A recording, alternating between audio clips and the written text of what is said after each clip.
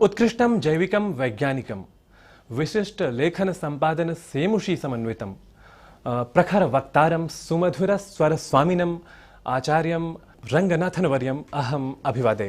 नमस्कार।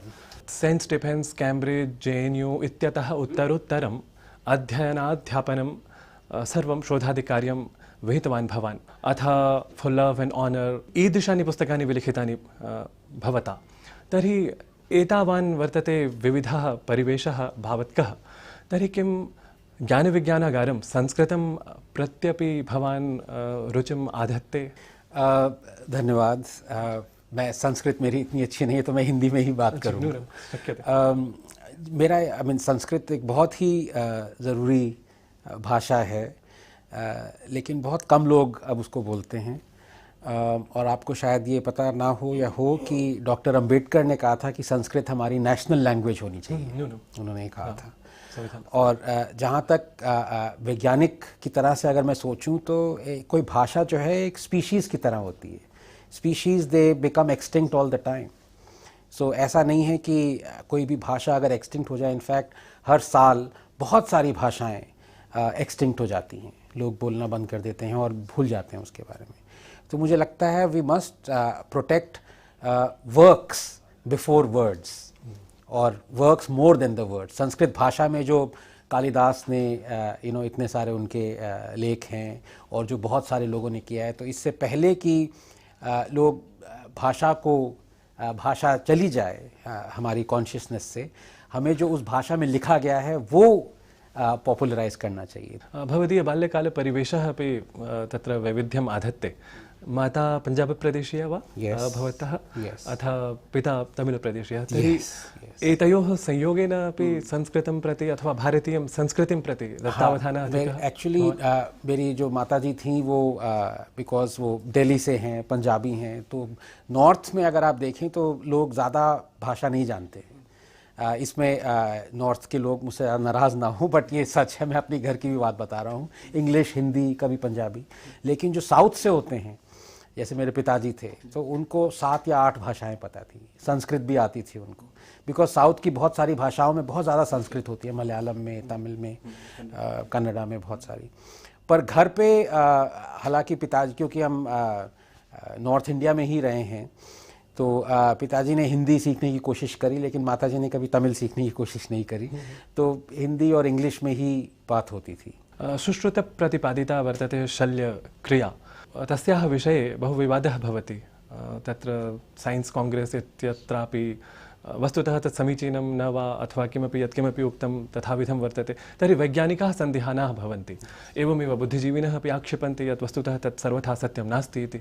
परं भवादृशाः वैज्ञानिकाः ये सूक्ष्मातिसूक्ष्मस्तरीयं चिकित्साक्षेत्रं प्रति तत्र भवन्तः लग्नाः वर्तन्ते, मॉलिक्युलर मेडिसिन इत्यत्र, तर्हि भवादृशाः वैज्ञानिकाः किम् अत्र कथयितुं शक्नुवन्ति? लोग कंफ्यूज हो जाते हैं कि लोग कहते हैं एक्सट्रीम पे चले जाते हैं। एक कि सब कुछ भारतवर्ष में हुआ था, या वो लोग कहते हैं कि सब कुछ जो हुआ था पहले वो गलत था। दोनों तरह की बात है और दोनों बहुत गलत बात है। जो प्रूफ है जिसके बारे में आप उसको आगे लाइए, और बहुत सारे आप और वैज्ञानिकों से आप सुनेंगे अभी कि इतना ज़्यादा आयुर्वेद पे काम हुआ है, विज्ञान में, इनफैक्ट मेटलर्जी में। अभी भी अशोका पिलर की आप बात करें, अभी भी इट इज़ अ मिस्ट्री कि वो and thousands of years back. So हमारी जो हेरिटेज है, साइंटिफिक हेरिटेज, मैथमेटिकल हेरिटेज, वो ग्लोरियस है।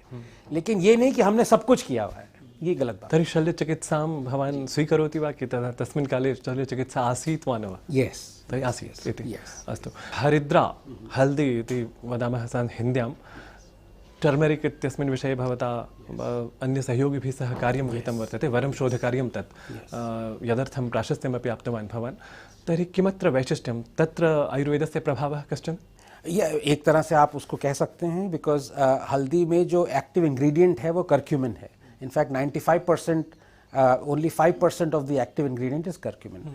तो जो प्रोफेसर गोवर्धन दास हैं, जिन्होंने माइकोबैक्टीरियम में 30 साल तक काम किया है और बहुत ही ज़्यादा एडवांस्ड लेवल की डिस्कवरीज करी हैं, स्टेम सेल और माइकोबैक्टीरियम का रिलेशन उन्होंने निकाला है। तो उनका ही ये मेन काम है जो ये बताता है कि जो कर्क्यूमिन है वो एक तरह से बायो एनहेंसर के रूप में भी आता है। और अगर आप नॉर्मल प्रिस्क्राइब्ड जो आपकी रेजिमेन है एंटी माइकोबैक्टीरियम, उसमें अगर आप हल्दी डालें या curcumin as a active ingredient डालें, so it is much more advantageous.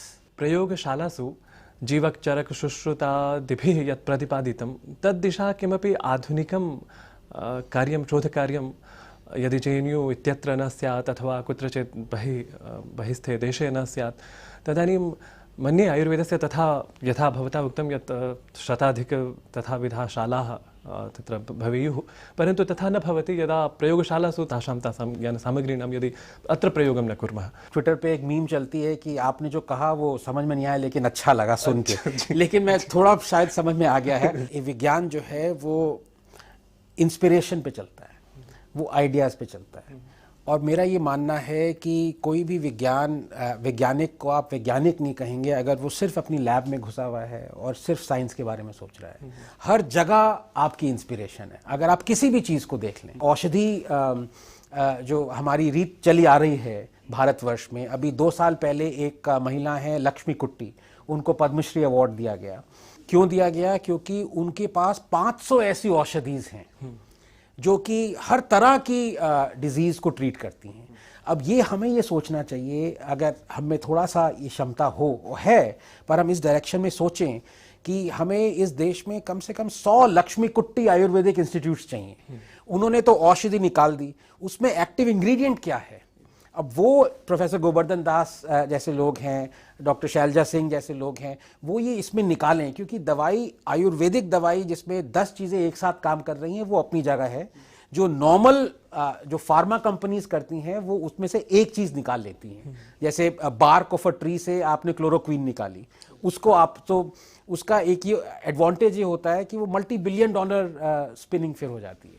तो ये हमें आगे करना चाहिए, और इसमें हम ये 1950 और 60 के दशक में भारत नेचुरल प्रोडक्ट साइंस में नंबर 1 नंबर 2 पे था, वो हमने फिर वो खो दिया बीच में।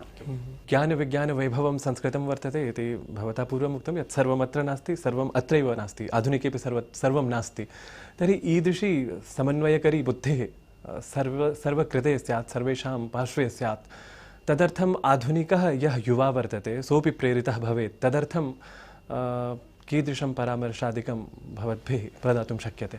हर सब्जेक्ट को पढ़ें, हर सब्जेक्ट से इंस्पिरेशन लें। अगर आप साइंटिस्ट हैं, विज्ञान में जाना चाहते हैं, तो आपको ये हर जगह से चलते भी आदमी, आप नेचर को देखें, आप विज्ञान में और जो लोगों ने करा है वो चीज़ देखें। पर ये ज़रूर याद रखें कि जो सबसे बेस्ट आइडियाज़ होते हैं वो हमेशा सिंपल होते हैं। आई थिंक आइंस्टाइन ने कहा था कि वही जीनियस आइडिया है जो कि आप 5 साल के बच्चे को समझा पाएँ। तर्हि भवादृशं प्रखरवक्तारं संश्रुत्य अस्मदीयाः ये दर्शकाः सन्ति ते नूनमुपकृताः भवेयुः इति वयम् आशास्महे। अत्र भवता समयः प्रदत्तः संस्कृतकार्यक्रमार्थं, तदर्थं बहून् धन्यवादान् प्रयच्छामि। धन्यवादः।